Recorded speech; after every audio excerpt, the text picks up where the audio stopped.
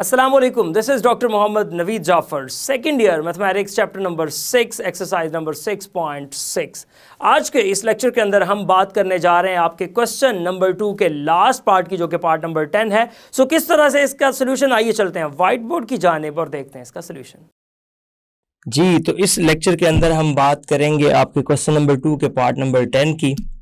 Part number 10 की statement देखिएगा और फिर उसके बाद हम इसको प्रोसीड करते हैं। पार्ट नंबर 10 में ये कहा जा रहा है कि आप इस हाइपरबोला को ज़रा डील करें। 9x² minus Y square minus 36x minus 6y plus 18 is equals to 0। लो जी, आपने इस हाइपरबोला के ये तमाम फैक्टर्स फाइंड करने हैं, जिसमें सेंटर है, फोसाई है, एक्सेंट्रिसिटी है, वर्टिसेस हैं और डायरेक्ट्रिसेस हैं। ये क्वेश्चन नंबर 2 का लास्ट पार्ट है और इसको आप अच्छे तरीके से समझिएगा। इस टाइप के 4 क्वेश्चंस हैं आपकी एक्सरसाइज में और मेरी कोशिश यही है कि मैं हर एक पार्ट को आपके लिए डिस्कस करूं और उसको कंप्लीटली सॉल्व करूं।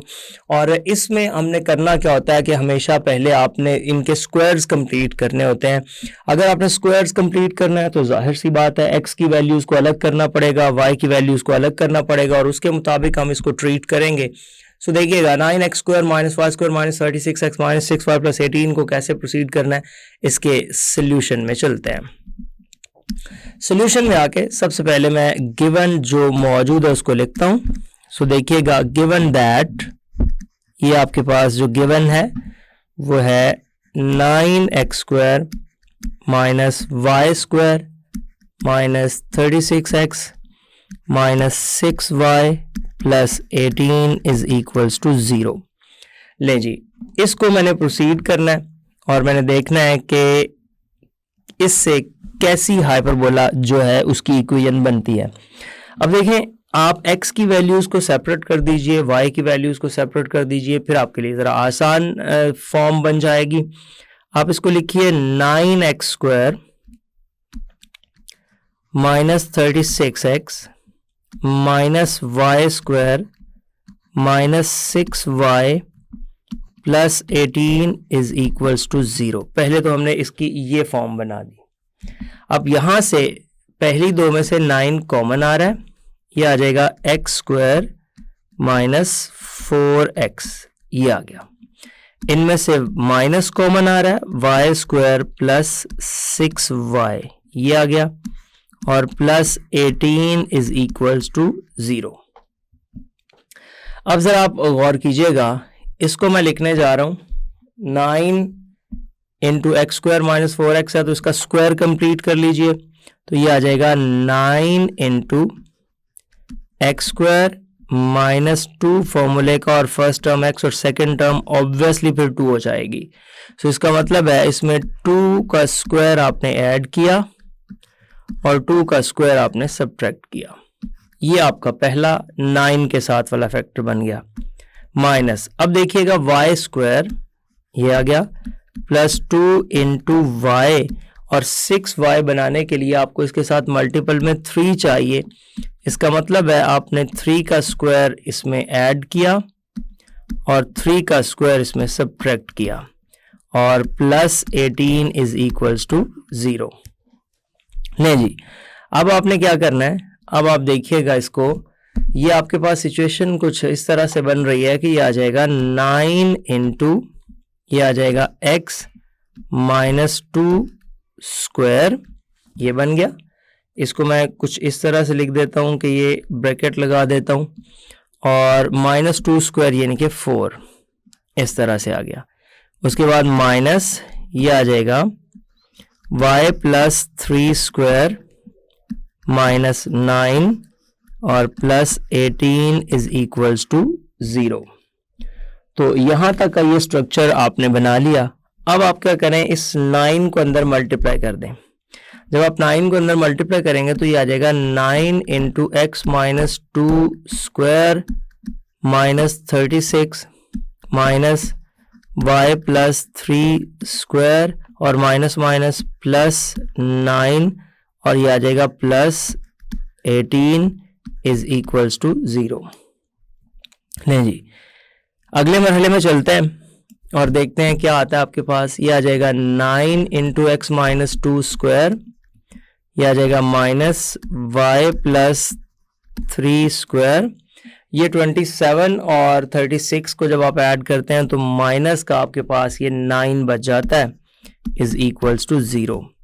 ये आ जाएगा 9 into X minus 2 square minus Y plus 3 square is equals to 9।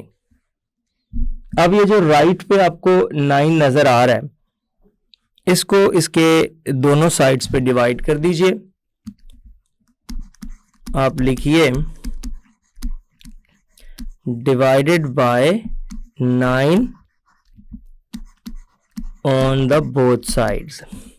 जब आपने दोनों साइड्स पे डिवाइड किया तो इधर आ जाएगा x माइनस 2 स्क्वायर ओवर 9 और इसके साथ 9 minus y plus 3 square over 9 is equals to 9 over 9। तो राइट साइड पे तो कट जाएगा, लेफ्ट साइड पे x के साथ से भी कट जाएगा, तो ये आ जाएगा x minus 2 square over 1 minus Y plus 3 square over 9 is equals to 1। इसको आप इक्वेशन नंबर 1 का नाम दे दें। लें जी, ये एक इक्वेशन आ गई है। अब इस इक्वेशन को आपने ट्रांसलेट कर लेना है capital X Y coordinate system के अंदर। तो जब आप capital X Y coordinate system में ट्रांसलेट करेंगे तो उसके बाद इसका सोल्यूशन की जानिब हम बहुत आसानी के साथ मूव कर सकते हैं। सो मैं यहाँ पे ये रिप्लेस कर लेता हूँ, पुट कर लेता हूँ small x minus 2 is equals to capital X और y plus 3 is equals to capital y। So जब ये सब्स्टिट्यूशंस की तो ये आ जाएगा capital X square over 1 minus capital Y square over 9 is equals to 1। इसको हम इक्वेशन नंबर 2 का नाम दे देते हैं। अब देखिए इसका कंपैरिजन हम किस इक्वेशन के साथ करेंगे। ऑब्वियसली कंपैरिजन के लिए हमें चाहिए कोई ऐसी equation X square over A square minus Y square over B square is equals to 1। जब इसको कंपेयर किया तो मेरे पास ये आ जाएगा कि ए स्क्वायर की जो वैल्यू है वो यहाँ से 1 आ गई और बी स्क्वायर की जो वैल्यू है वो यहाँ से 9 आ गई। सो यहाँ से अगर आप ए देखते हैं तो ए एग्जैक्टली आपके पास क्या आ जाएगा, which implies that A is equals to 1 और बी इज इक्वल्स टू 3। तो अब इसकी मदद से हम सी की वैल्यू फाइंड करेंगे। आपको पता है हाइपरबोला के अंदर अगर मैं इन हाइपरबोला जाऊं यहाँ पे तो हाइपरबोला की जो एक खसूसियत होती है उसमें यह है कि सी स्क्वायर जो है वो ए स्क्वायर प्लस बी स्क्वायर के इक्वल होता है। सो आमतौर पे ये एलिप्स में माइनस होता है, यहाँ हाइपरबोला में ये दरमियान में प्लस आ जाता है। यहाँ पे इसकी वैल्यूज पुट कर दीजिएगा तो C square is equals to 1 square और ये 3 स्क्वायर, यानी कि C square is equals to 1 plus 9 तो C square is equals to 10 और सी इज इक्वल्स टू आपके पास आ जाएगा स्क्वायर रूट 10। नहीं जी, जब ए बी सी आ जाए तो उसके बाद तो हम जाते हैं और इसके 5 के 5 फैक्टर्स को कैलकुलेट करते हैं। सो मैं फैक्टर नंबर 1 से आगाज करता हूं। सबसे पहले हम बात कर लेते हैं सेंटर की। सेंटर किस इक्वेशन का आप फाइंड करना चाहते हैं, एक्स स्क्वायर ओवर यहाँ पे आपके पास एग्जैक्टली आ रहा है 1 माइनस वाई स्क्वायर ओवर आ रहा है 9 इज इक्वल्स टू 1। लें जी, अब जब इसको आप देख रहे हैं तो X square over 1 minus Y square over 9, so obviously इसका जो सेंटर है वो 0 0 पर लाई करता है, जो कि एक्चुअली सी ऑफ एच के जिसको हम कहते हैं 0 0 पर आ गया और वो सेंटर आपका है कैपिटल एक्स कैपिटल वाई। इसको जब आप कंपेयर करते हैं कैपिटल एक्स को 0 के इक्वल और फिर कैपिटल वाई को 0 के इक्वल, तो अब आप इसको small X Y coordinate system में ट्रांसलेट कर लीजिए।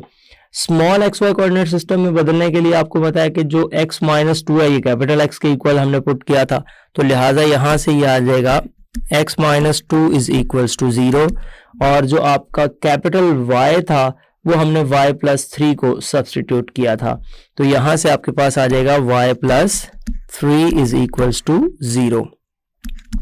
ये बता रहा है कि यहाँ से x की वैल्यू आपके पास 2 आ जाएगी और y की वैल्यू आपके पास -3 आ जाएगी।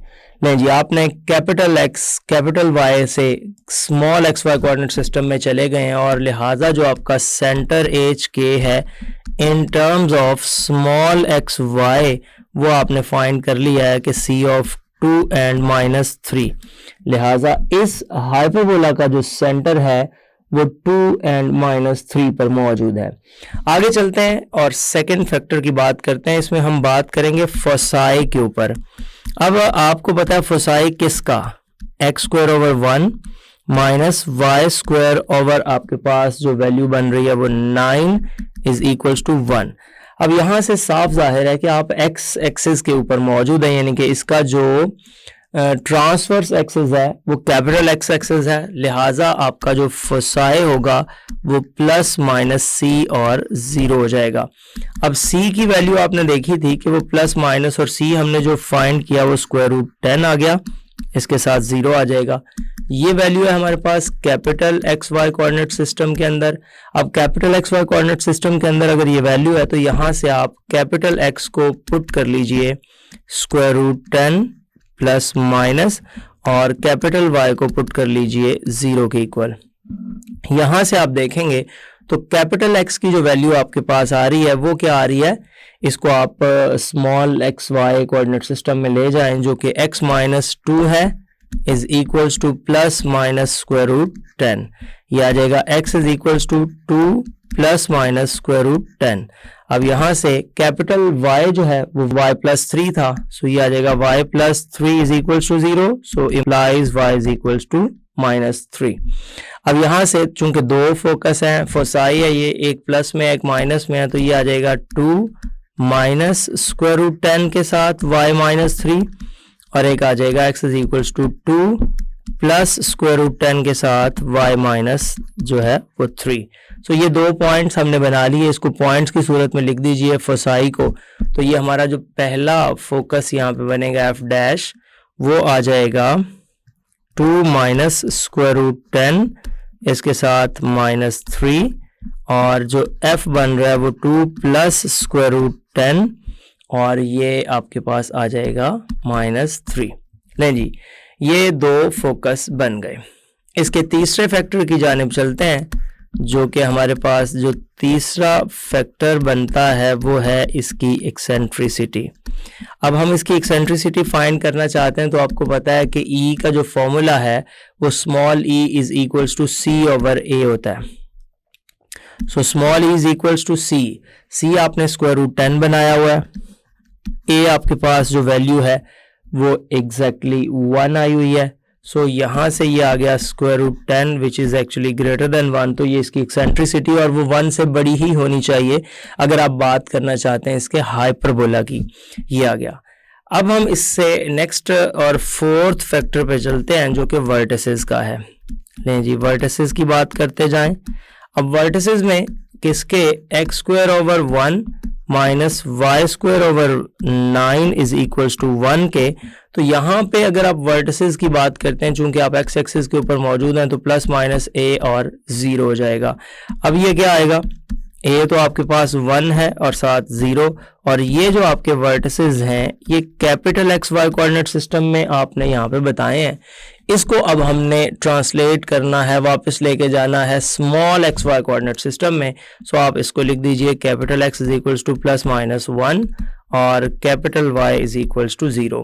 यहाँ से जो कैपिटल x है उसकी वैल्यू आपको पता है कि कैपिटल x हमने जब सब्सटीट्यूट किया था तो ये x - 2 था = ±1 और जो कैपिटल y है ये y + 3 था = 0।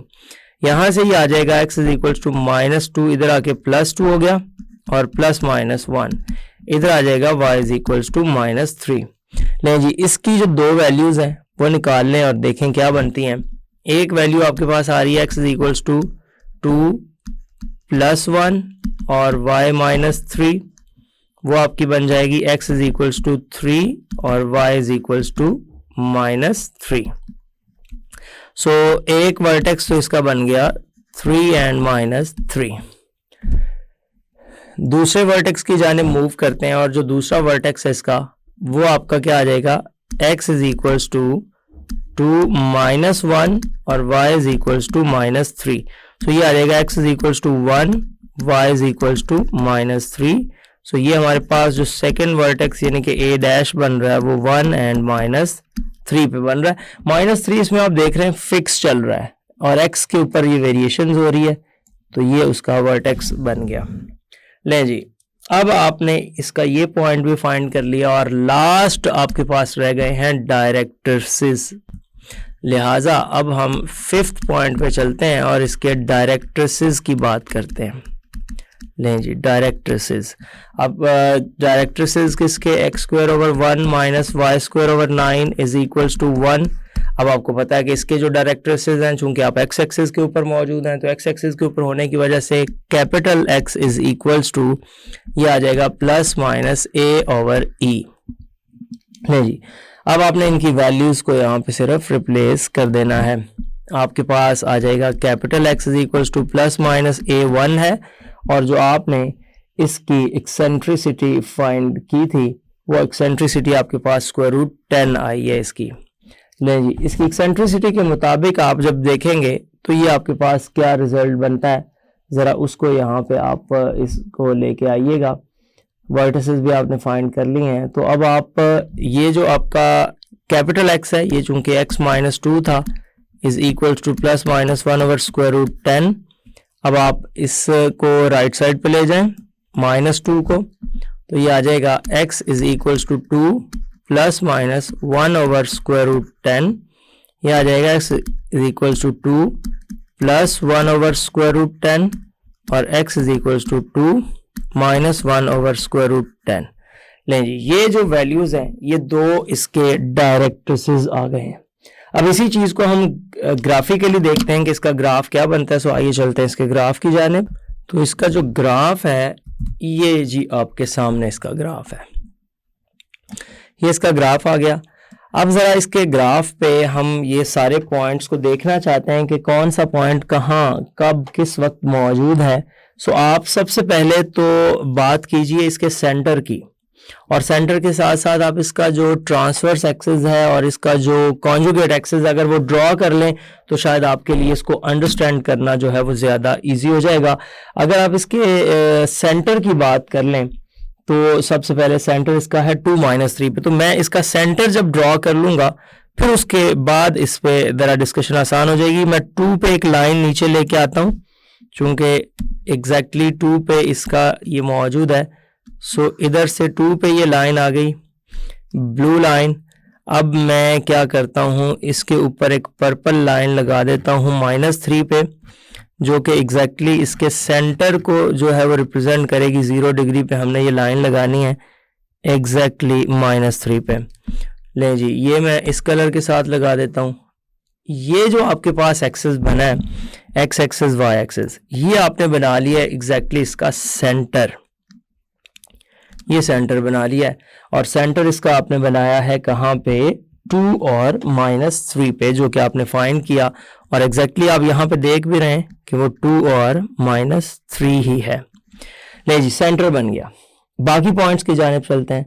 सेंटर के बाद आपने किए फाइंड फोसाई। फोसाई में आपने किया कि एक है 2 + √10 और उसके साथ -3 है, और एक है 2 - √10 और उसके साथ -3 है।